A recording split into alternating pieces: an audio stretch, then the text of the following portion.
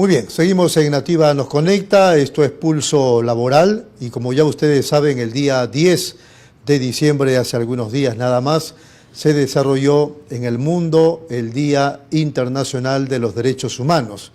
Y fue un día muy importante en el país, en el Perú, porque también se desarrolló en Lima una tremenda movilización en pro de la vida, en pro de la lucha contra la delincuencia y por los derechos humanos. Así que vamos a conversar con Tito Sea, secretario de Defensa Laboral de la Federación de Trabajadores en Construcción Civil del Perú, para que nos hable de esa movilización. ¿Cómo está, Tito? Buenos días. Buenos días a usted, mi estimado periodista, y a todos los seguidores, ¿no? Cuéntenos en qué consistió, a manera de resumen, esta movilización del día 10. Sí, esta ha sido una movilización convocada por la central de la CGTP y la Federación de Trabajadores de Construcción Civil como columna vertebral. Hemos participado activamente, un poco para demandar al gobierno, insistir en la demanda hacia el gobierno y las autoridades contra el tema de la inseguridad ciudadana que existe en el país. Y básicamente pasa por la cuestión de que no hay atención de la autoridad, no está poniendo énfasis en estos temas de seguridad que tanto afecta a la población.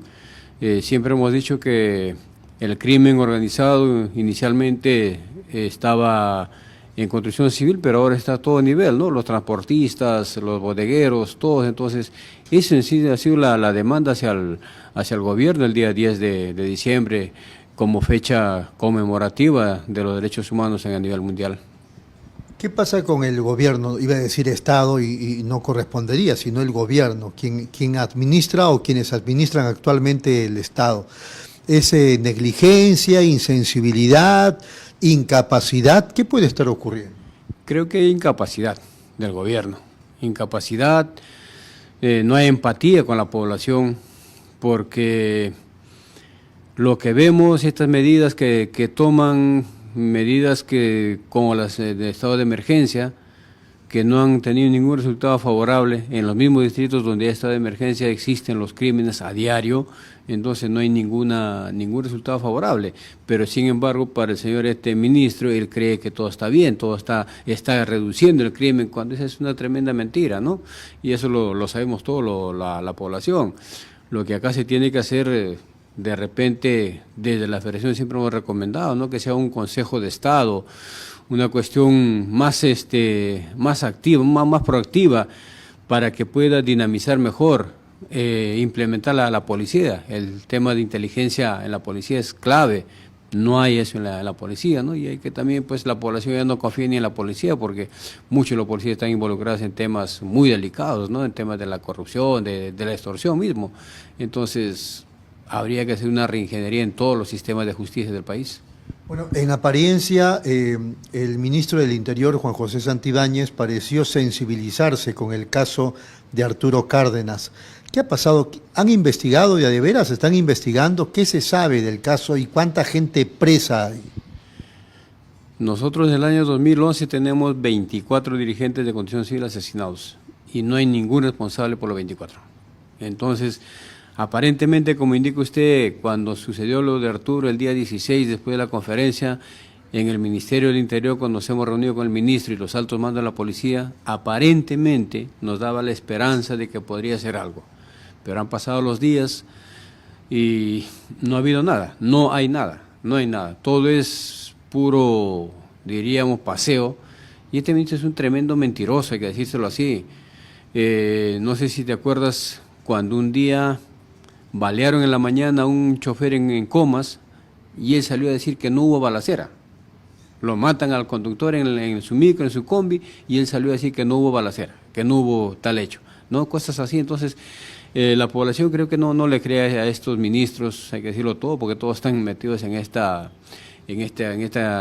el régimen, y no hay respuesta favorable a favor de la población. Lo que hay son anuncios populistas que de alguna manera no satisface o no cumple el fin supremo, que es la prevención de la seguridad ciudadana. Ahora, sí, pues son incapaces, no pueden enfrentar, digamos, los problemas sociales del país e incluso los políticos, pero da la impresión que se sienten empoderados por el Congreso, por la Fuerza Armada, por la policía e incluso por la población, donde por lo menos hay un sector que se muestra insensible a todo lo que nos pasa. Usted ha hecho algo importante. Se sienten empoderados, obviamente, con el cálculo político que hacen entre el Congreso y el Poder Ejecutivo, ¿no? Y a esto, obviamente, las Fuerzas Armadas son instituciones dependientes del gobierno, ¿no? Y tienen que seguir las órdenes. No están mirando a la población, están haciendo una mirada interna hacia ellos. Al Congreso no le conviene iniciar una vacancia a la presidenta, están los dos en una convivencia feliz, porque se trata de conservar, se trata de proteger a los grupos, algunos grupos políticos de poder económico, ¿no? Y la población pues que siga sufriendo las consecuencias. Y tal es así que podemos ver las encuestas, tienen 3% de aprobación, completamente deslegitimados, como dice usted. Entonces, ¿qué podemos esperar de estas autoridades indolentes? No hay esperanza en que haya algún cambio, ¿no? Habría que apuntar de repente haciendo una visión hacia el 2026 y ver qué persona puede venir a gobernarnos. Bueno, el balance del 2024 desde el punto de vista laboral y de seguridad ciudadana es totalmente negativo. Pero entonces el televidente se pregunta, ¿y qué nos espera el 2025? ¿Han planteado ustedes ese contexto? ¿Se han puesto a analizar cómo vamos a hacer el 2025? Sí, definitivamente nosotros seguramente haremos también un pronunciamiento por escrito cuando sea más adelante, hasta el fin de año. Como es natural, nosotros los trabajadores de construcción civil, obviamente lo tenemos producto de la negociación colectiva, pero para que haya obras también tiene que haber pues inversión del Estado. Y para que haya inversión del Estado tiene que haber voluntad política de las autoridades. Muchas veces, actualmente lo que están sobreviviendo son las obras tanto de gobiernos municipales y locales, regionales. Del gobierno nacional no hay obras. Los proyectos, grandes proyectos emblemáticos están paralizados por el tema de corrupción y otros temas. Pero sin embargo, nosotros como trabajadores de construcción civil también hacemos nuestro análisis de cierre de año, ¿no? Y para nosotros como trabajadores, por las acciones que hemos realizado este año como sector, consideramos que ha sido un año positivo para los trabajadores. Económicamente no, pero sí organizacionalmente muy satisfactorio por las acciones que hemos realizado, tanto con la Cámara, resolviendo el pliego, 3 movilizaciones, 2 en provincias y una acá en Lima. Y una que recuerdo del Cusco. La del Cusco el 20 de agosto, el 4 de abril en Arequipa y el 24 de octubre acá en Lima. 3 movilizaciones muy importantes donde hemos puesto, como se dice, en vitrina a la federación, la representatividad de la federación ante los trabajadores de construcción civil. Y obviamente esto ha causado de que hoy en día muchas personas que de repente solo habían escuchado construcción civil, se matan, se balean, ¿no? Hoy en día están entendiendo, están viendo y están diferenciando, ¿no? Cuál es la federación que representa a los trabajadores y cuáles son las pseudo federaciones o pseudo sindicatos que solamente se organizan para extorsionar. A raíz de esto hemos venido trabajando también, se ha pedido una mesa de trabajo con el Ministerio de Trabajo, lo integra la Federación y Capeco. Esta mesa está por culminar su ciclo. Hemos pedido algunos temas puntuales en esta mesa, una mesa que tuvo un corto plazo de 30 días hábiles. Nos hemos reunido, nos falta una reunión para finalizar, donde hemos pedido al ministro, a raíz de la movilización del 20 de agosto, la revisión de todos los registros sindicales a nivel nacional. Y del mismo modo, los registros de los trabajadores de construcción civil. ¿Para qué? Para diferenciar de que hay sindicatos que se constituyen con el fin pues, de defender a los trabajadores, como hay otros sindicatos que se constituyen solamente para, haciendo uso de este beneficio, de este derecho de la legalidad, ¿no es cierto?, para delinquir. Entonces, eso está en camino. Es probable que ya de algunos días o si no la otra semana debe salir un documento emitido por la Autoridad de Trabajo donde se obligue al Ministerio de Trabajo, que va a ser el veedor principal. Las direcciones de trabajo, las gerencias de trabajo a nivel nacional tendrán que hacer una revisión exhaustiva. Desde el año 2007 estamos pidiendo que se revise estos registros, porque hay muchos registros que se han constituido allá y solamente están en papel. Separar la paja del trigo, digamos. Así es, ¿no? Eso y entre otras cosas hemos estado trabajando esta mesa. Esperemos finalizar este lunes, tenemos la última sesión y que creemos que va a ser de manera favorable. Perfecto, entonces digamos que Maurate en ese aspecto ha estado cumpliendo algunos plazos y asistiendo a algunas reuniones. Sí, obviamente, él personalmente no, pero obviamente designa a su viceministro que está encabezando, preside esta mesa, ¿no? Y muchos funcionarios del Ministerio de Trabajo, los responsables obviamente directamente del área. Y como te digo, este lunes es la última sesión y seguramente vamos a terminar planteando nuestros puntos que hemos solicitado inicialmente. Hay coincidencia con la Cámara Peruana de Construcción porque el objetivo es uno solo: proteger el sector construcción, fortalecer el sector construcción y demandar al gobierno la reactivación económica del país. Me parece que este grupo, digamos que es motivo de serio cuestionamiento, que lo dirige el Cholo Dolmos. El Ministerio de Trabajo recibió el pliego de reclamos, pero luego lo devolvió. Sí, ellos presentan todos los años y es natural, la Autoridad de Trabajo tiene que darle el trámite que corresponde. Llega a Capeco y Capeco los devuelve, ¿no? Indicando de que ya hay una negociación colectiva y una federación, ya se negoció. Eso es así. Por eso también este tema, en esta mesa, se ha puesto en discusión el tema de la representatividad. Y a Dios gracias, en esta mesa hemos podido encontrar coincidencia con las autoridades de trabajo, donde reconocen a la Federación de Trabajadores quien tiene la representatividad actualmente desde el año 2003, que fue emitido con una sentencia del Tribunal Constitucional, donde los reconoce, los legitima, tanto a la Cámara como a la Federación, como representantes naturales para negociar en nombre de los empresarios y trabajadores. Muy bien. Para terminar, Tito Sea, a los televidentes de Pulso Informativo, algunas palabras de aliento, considerando que estamos cerrando el año, que estamos a puertas ya de las Navidades y arrancando en las próximas semanas un año nuevo 2025. Primero, agradecer a Dios por darnos la oportunidad de seguir dirigiendo o encabezando el secretariado también de la Federación, desde la Federación a los trabajadores, tener mucha confianza, mucha esperanza, trabajar en la unidad de los trabajadores, que es la clave del éxito. Ya lo hemos demostrado, está comprobado de que si no hay unidad de los trabajadores no va a haber logros, y lo mejor que estamos avanzando es buscando beneficios para los trabajadores.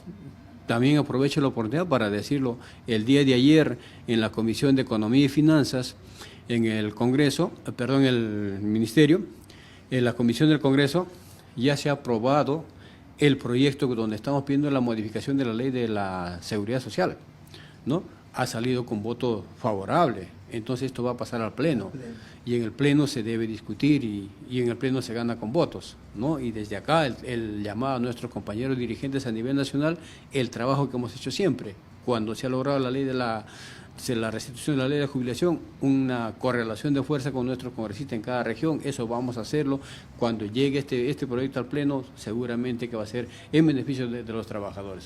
Eso tiene que verse en esta legislatura, ¿verdad? Esperemos que sí, esperemos que sí.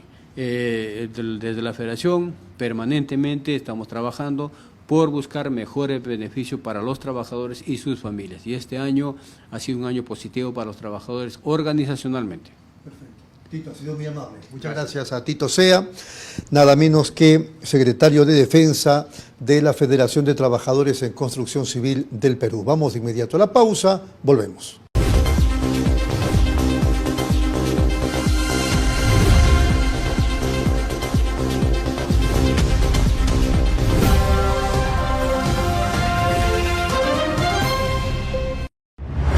Nueva app de Derrama Magisterial. Maestro y maestra, realiza tus consultas y operaciones en la palma de tu mano. Con el nuevo app Derrama Magisterial podrás realizar tus operaciones en todo momento y desde cualquier lugar. Solicita un crédito, consulta el estado de tu cuenta individual, accede al estado de tus créditos, actualiza tus datos, accede al servicio de asesoría legal gratuita. Ubica nuestras oficinas a nivel nacional. Descárgalo hoy mismo en tu Play Store. de Rama Magisterial, seguridad social para el maestro. Bienvenidos a mi lugar favorito. Les quiero contar por qué siempre vengo a Plaza Hogar. Aquí encuentras de todo. Y si un mueble me gusta, lo personalizan a mi antojo.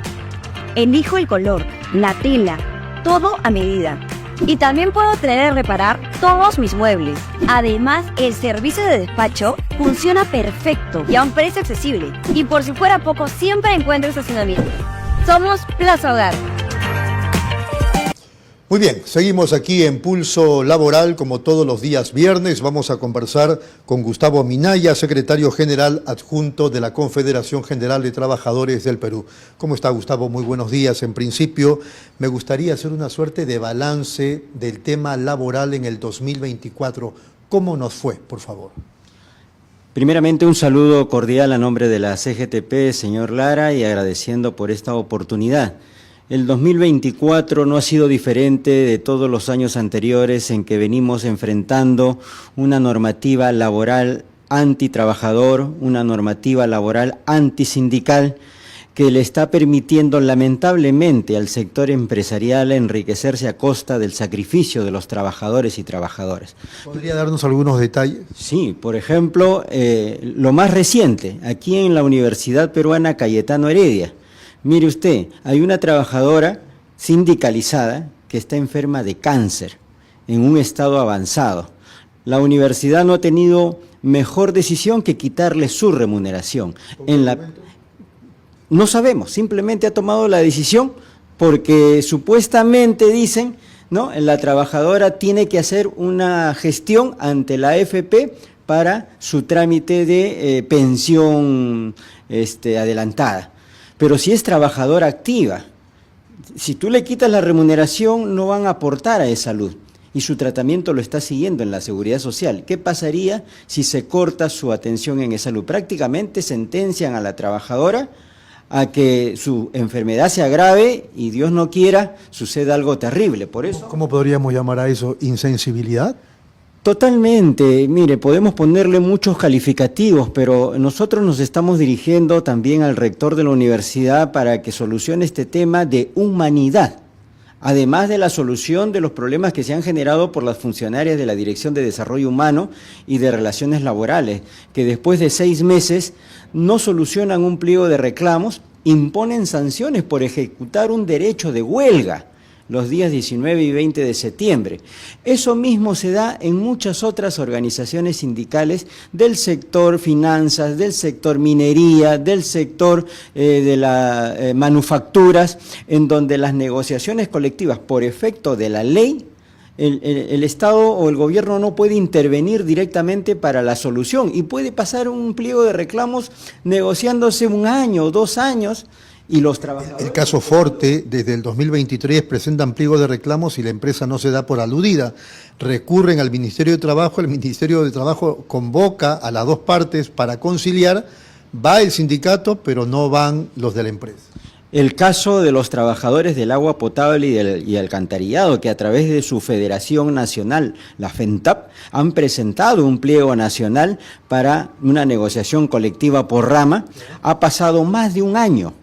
Y el Estado no puede intervenir porque ni siquiera le han facilitado el arbitraje, desde hace 1 año que está peleando un arbitraje para llamar a la mesa a los responsables funcionarios del servicio de agua potable. Y los trabajadores seguimos esperando simplemente que se consumen estas injusticias, se despiden por otro lado también a trabajadores por haber organizado sindicatos. Recordemos el caso de Latina, el caso de los trabajadores de la UTP, los docentes de la UTP, que por el caso de Latina los han repuesto, ¿ah? Están claro, a través del Poder Judicial. Pero imagínense, los trabajadores tenemos que gastar, además que no recibimos ninguna remuneración porque cuando nos despiden simplemente nos botan a la calle, ¿no? Tenemos que acudir al Poder Judicial, gastar recursos que no teníamos planificado, quitarle el pan a nuestras familias para interponer estos recursos y lograr con el tiempo la justicia que nunca debió haber sido vulnerada, que se nos despida por formar una organización sindical. Y en estos casos se despidió por un lado a la Junta Directiva y por otro lado a toda la organización sindical. En el sector finanzas tenemos varios sindicatos a través de la Federación Bancaria, la renovada Federación Bancaria, que están peleando su pliego de reclamo, por ejemplo, Mi Banco, por ejemplo, otros sectores, ¿no? Al Finbanco también, que es otra, ¿no? Que meses de meses... ¿Se ha reactivado la Federación de Empleados Bancarios? Sí, así es, así es.